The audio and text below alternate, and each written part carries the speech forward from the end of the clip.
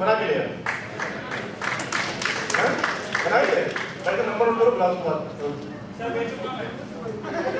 हाँ दुकान सही। How to manage the college time with entrepreneur journey. College time के साथ एंटरप्रेन्योर जर्नी कैसे मैनेज करनी है, आप अपने बिजनेस का जो अर्निंग मॉड्यूल है वो दिखाइए कॉलेज में और बताइए कि हमें यहाँ जाना है, काम करना है, ठीक है। अगर वो एक्सेप्ट कर लेंगे तो आप जाइए ना।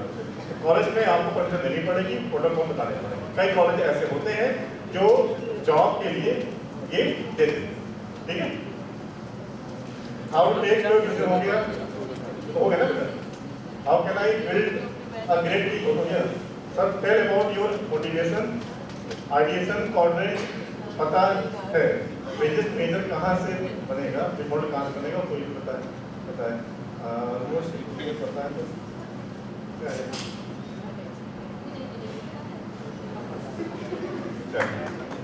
ठीक है, जब आइडिया नहीं आए तब आप समाज सेवा में देखते हैं। चौथा कॉमेंट जहाँ पर सोशल इश्यूज पे कुछ कॉमन क्वेश्चन है जहाँ पर लोग हमारे बारे में जानना चाह रहे हैं। अब पता नहीं समझना चाह रहे हैं क्या करना चाह रहे हैं, लेकिन मे भी हम उतनी सीरियसली लेते हैं जितने क्वेश्चन बाकी जवाब दिया था। तो मेरी रिस्पॉन्सिबिलिटी है कि आप खड़े होकर के किसी क्वेश्चन को डिनाई नहीं कर सकते हैं, ये मेरी रिस्पॉन्सिबिलिटी बनती है, ठीक है। तो जा रहे हैं मतलब पता है, पता है पर वो कुछ नमाज से कुछ टाइम का हो रहा है, तो ऐसे लोग गए हुए हैं, ऐसे ये नमाज टाइम हो रहा है ना। देखो यहाँ पर बिगेस्ट फेलियर क्या था लाइफ का, वो अपनी जर्नी के बारे में जो पूछ रहे हैं इतना बातें 10 मिनट लगाते हैं और ऊपर से निकल जाएंगे चीज़ों को। क्या क्या है पर बच्चों को पता भी होगा। जर्नी स्टार्ट रही थी जब मैंने वाला 16 ईयर्स ओल्ड, ठीक है। तब से अर्निंग शुरू करी, 16 होता है ना, शायद 11 कैसे हो गए, 11 में हो गए, 16 ईयर्स के हो गए। तब पहली अर्निंग शुरू करी और उस अर्निंग के बाद में अर्निंग कर रहे हैं। और वो क्यों करना पड़ा, वो मजबूरी होती है। अर्निंग पहली अर्निंग जब होती है, जब आप 16 साल में कमाना शुरू करते हो तब मजबूरी होती है। फिर मजबूरी के बाद में आप रिस्पॉन्सिबिलिटी ले लेते हो। अब यहाँ गलती करते हैं, गलती करते हैं आप अपनी जिम्मेदारी को किसी को रिलीव करा सकते हो मगर बाकी लोगों की रिस्पॉन्सिबिलिटी नहीं लेनी हो। अगर वो लेने लगे तो मतलब आपने अपने ऊपर कोई चीज छोड़ ली। तो कोशिश करिए जिस लाइफ में हो सकता है आप दूसरे लोगों को अपनी जिम्मेदारी से मुक्ति दिला दें, मगर ये ना करें कि वो इंसान आपको अपने ऊपर हावी होने से और अपने को रिस्पॉन्सिबिलिटी कहने का मतलब है सुविधा को अधिकार नहीं बनने। कोई आप किसी को फैसिलिटेट कर रहे हैं तो राइट मत बनाइए, मतलब किसी को सुविधाएं दे रहे हैं तो अधिकार मत बनने दीजिए। अब ये मेरी रिस्पॉन्सिबिलिटी थी, हमने आपको अपनी रिस्पॉन्सिबिलिटी नहीं दी। ये मैं थोड़ा ब्लंट बोल रहा हूँ उस लोगों के लिए, उन घरों की बातें कर रहे हैं जहाँ बच्चे माँ बाप को अपनी जिम्मेदारी बचाने काम कर रहे हैं, फिर वहाँ के पेरेंट्स उन बच्चों पर और चीजें डाल देते हैं और पता लगता नहीं कि उसकी लाइफ खराब कर रहे हैं। तो खैर 11 से पढ़ाई शुरू किया, काम किया, तो 17 ईयर्स में पहली कंपनी डाल दी। कंपनी का नाम था आई.टी. Placement company. जब रजिस्ट्रेशन कराने गए तो वहाँ के लोग विश्वास नहीं कर रहे थे कि हम कंपनी शुरू कर सकते हैं। फिर उसके बाद में मेंटल बिग बाजार जैसे कंपनियों में हमने हायरिंग की। हायरिंग की ऐसे नहीं थी, ट्रेनिंग करके देते थे, 30 घंटे की ट्रेनिंग देते थे, हायरिंग करता। आज भी मेंटल में कुछ बच्चे मिले हैं जो बच्चे वहाँ गए थे कि वो आज स्टोर मैनेजर है वहाँ, जिसको मैंने ऐसे एग्जीक्यूटिव लगाया था। और जैसे बिग बाजार से हुआ करता था वहाँ पे हायरिंग करी, फिर नोएडा में हायरिंग करी। आपके कॉलेज जैसे कृष्णा रामा नारायणा, उस टाइम जब मैं 18 का था तो मैं कैंपस कर रहा था लोगों के लिए, कैंपस प्लेसमेंट कर रहा था, तब 18 का था। यहाँ से देखिए नोएडा करके खैर टीम में आगे चली। उसी में प्लेसमेंट वाली कंपनी में ऐसा ही जो था तो बिगेस्ट फेलियर तक यही क्यों नहीं है, क्योंकि मैंने यहाँ सक्सेस को यहाँ सीख गया। क्वेश्चन था कि बिगेस्ट फेलियर क्या है, तो फिर क्या वो उसी कंपनी की हायरिंग में कंपनी की नाम बोल सकता हूँ क्योंकि मेरा गुस्सा है कंपनी को लेकर के। It was the BSNL infotech. उसने 7 करोड़ का स्कैम किया और ओवर यूपी से उसने हमसे हायरिंग की, 232 हायरिंग की। मेरा कैश था, मेरा खड़ी कैश मेरे ड्रॉर में था 4.5 लाख के आसपास उस टाइम 2010 के दौरान। मैं आपको 11 की बात बता रहा हूँ। और जब इतना हो गया दैट टाइम पे उस कंपनी के जो ओनर थे मेरे शेखावत, उन्होंने स्कैम किया और सब कंपनी को बंद कर दिया। मतलब वो हायरिंग कैसे थी कि आप पैसे दो 15,000 रुपये मिलते थे और हम लोग शेयर करते थे, हम लोग कंपनी ने बंद कर दी। लेकिन मैं था कानपुर का, मैंने कहा मैं कंपनी के लिए कहाँ जाऊँगा, मैं वहीं रहा। लोगों ने बहुत ही एक्साइज भी किया मगर मैं भागा नहीं, मैं वहीं रहा। मैंने कहा पैसे वापस करूँगा। तो अब उसको तुम कहते कि फेलियर है, आगे लोग बोलते फेलियर, मैंने कहा फेलियर नहीं है। जब आगे स्टोरी और मजा आएगी इसमें, बिल्कुल एक रोलर कोस्टर था उसमें। फिर मैंने कहा पैसे वापस करना शुरू कर दिए मार्केट से, पर कुछ 7-8 बच्चे थे आप जैसे लोग जो पैसे कहीं से बोरो होकर लाए थे। दे सेड कि सर मुझे पैसे वापस चाहिए, मुझे जॉब चाहिए। मैंने भाई मैं कहाँ से जॉब दे दूंगा। दैट टाइम उसमें से एक था हैंडी का बच्चा था, तो बोला कि सर आप कंपनी को शुरू करते हैं। तब कंपनी बनती है आईटेक वेब इंडिया। 7 लोगों के साथ आईटेक वेब इंडिया बनी, काम जबरदस्त किया। कानपुर में आज के 100 से ऊपर क्लाइंट हैं मेरे उस आईटेक वेब इंडिया पे, जहाँ पे सर्विसिंग करते हैं।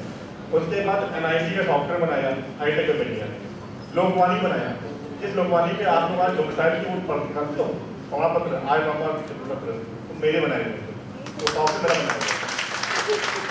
मतलब कुछ इसको तुम्हारे नजर वो फेलियर होगा, हमारी नज़र में वो एक लर्निंग थी। तो ये फेलियर कुछ होते ही नहीं। उस टाइम पे मैंने वो सीखा और कंपनी इतनी बड़ी हो गई कि काम करते गए, लेकिन था कि उसके लिए क्योंकि स्किल मेरी नहीं थी। मैंने पहले बोला कि कहाँ से सीखा है, क्योंकि मैं एक टेक्निकल बंदा नहीं हूँ, स्किल मेरी नहीं थी। वो 5-6 बच्चे थे, उनको मैंने कह रखा था जब भी आपको अच्छी जॉब मिले आप जा सकते हैं। कहते हुए सबको जॉब मिली। उसके बाद वो पूरा कंपनी मैंने आउटसोर्स कर दी है। आईटी में नोएडा में हमारे एक है Shiv Kumar ji, global soft company के ओनर है, जो रिलायंस के लिए काम करते हैं। वो इस कंपनी को देख रहे हैं तो बैंक बेसिस पे। ये हुआ मतलब टाइम। उसके बाद में कंपनी जब ग्रोथ करना शुरू कर दिया, फिर मैं आ गया एक जब मेरा केसुन चल रहा था, केसुन खत्म हुआ। दैट टाइम एक और कंपनी चालू करते हैं हम लोग, आईटेक training and consultancy. आईटेक training consultancy किसी कंपनी थी जो कॉर्पोरेट ट्रेनिंग करती है, लोगों को ज़्यादा करती है। मैंने इंश्योरेंस कंपनी में ट्रेनिंग दी, वहाँ कॉर्पोरेट की सेलिंग सिखाई, सेल कैसे करते हैं। आज वो टाइम लगा था बहुत होगा, बहुत कम टाइम लगा आपको आज को, लग रहा कि अभी बहुत बचा है। जहाँ पे सेल सिखाते थे हम विजुलाइज करा करके कि इंश्योरेंस बेचते कैसे हैं, पर आपने देखा है कैसे बेचते हैं इंश्योरेंस, तो वहाँ पर विजुलाइज कराते थे, गुड गुड वहाँ निकाला।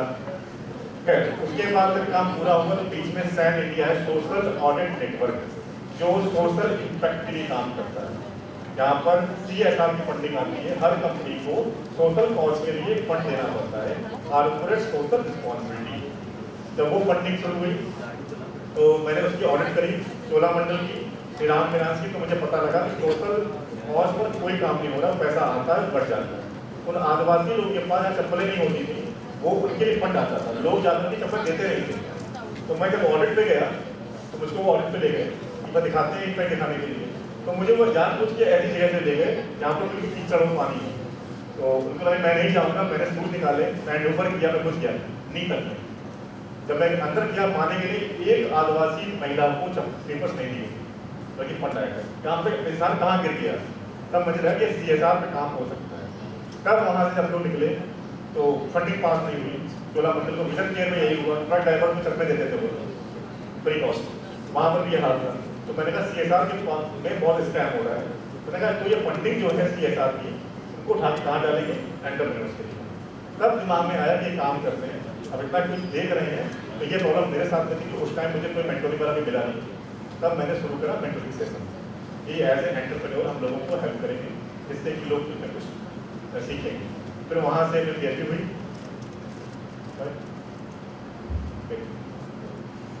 The role of the CSR बोलते हैं कि CSR को मैंने सोशल एंटरप्रेन्योरशिप कनेक्ट किया कि फंडिंग जो CSR की होती है वो सोशल एंटरप्रेन्योरशिप में आनी चाहिए।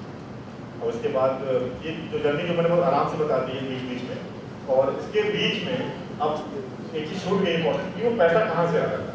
वो पैसा आ रहा था मेरे प्राइवेट ट्यूशन से, बीच में जो फंड लगाते थे कंपनी में। मतलब सुबह काम करता था, शाम को अपने एम्प्लॉयज़ को सैलरी देने के लिए मैं पढ़ाता था, क्योंकि मुझे काम करना होता था।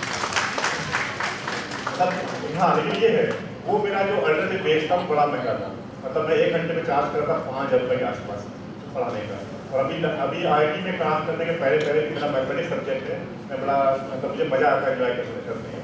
तो जो MBA में कैट का हो गया, ITM बोलते हैं, ITM के एंट्रेंस होते हैं 12th में, इंटीग्रेटेड MBA वाले, उन बच्चों को मैथमेटिक्स पढ़ा रहा था। खैर ये जर्नी छोटी सी, बड़ी जर्नी को छोटे बताने पड़ गई। टाइम 7 बज गया है, बार मैसेज आ रहे हैं मेरे पास से हमारे मैनेजर के कि आप लाइव टेक ऑफ करिए। तो फेलियर मेरे नाम पे कुछ नहीं है बेटा, फेलियर यही है कि उससे सीखा और उससे भी कुछ बना दिया। हाँ बस, तो ये तो सबसे बड़ा जो एनकरेज करने वाली चीज़ें हैं, खासकर पूरे हो गए इसमें, वो यही है कि हाँ अभी चीज़ है यही पहुँचना आपको बस इसको समझना कि आप जैसे जो बच्चे यहाँ पर आए और कुछ जब यहाँ से निकले तो यहाँ ख़त्म नहीं करें, यहाँ से शुरुआत करें। शुरुआत इस चीज़ की है कि नेक्स्ट मीटिंग चाहता हूँ कि अब इस सेशन में नहीं, अगला सेशन इसलिए हो कि ये मेरा प्लान है, इसके लिए मेंटोरिंग करें बैठ के, और जब मेंटोरिंग करेंगे बैठ के तो हमारी पूरी कोशिश रहेगी कि इसको बिजनेस का सेंस बना, और आप लोग 2 सेशन पकड़ लीजिए बिजनेस का बेसिक को सीख करें। अब आता डिफाइंड लव, यहाँ पे पूरा डिफाइंड लव, डिफाइंड लव ये है जो मैं आपसे करता हूँ।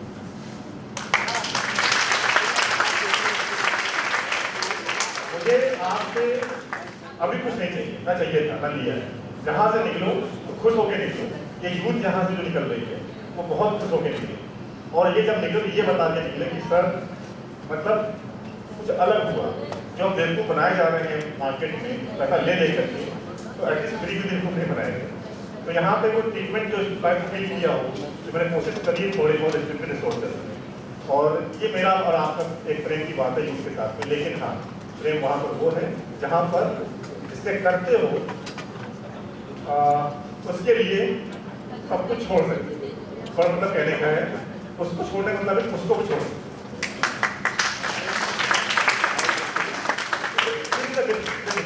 मुझे हो सकता है कि आपके रहने से प्रॉब्लम बहुत बढ़ रही है, क्या दिक्कत है, इंसान का जिंदा रहना बहुत जरूरी है, ठीक है ना। उसके बाद वो होगा नहीं, क्या करोगे। कई बेवकूफ़ी बच्चे ही करते हैं कि अपनी लाइफ खत्म कर देते हैं इन छोटी हरकतों की वजह से। जिंदा रहोगे तो लोगों को फील करोगे, जब जिंदा ही नहीं रहोगे, लाइफ खत्म कर दोगे तो क्या। तो अब इस मेंटरिंग सेशन को यहाँ खत्म करेंगे, ठीक है। अभी आप लोग नहीं रहिए, और मैं बस चाहता हूँ कि अगर बहुत शालीनता से अगर स्टेज पे आ जाए हम लोग तो एक फोटो हो जाए आपके साथ, और आराम से। अरे ठीक, आइए सब आ जाइए।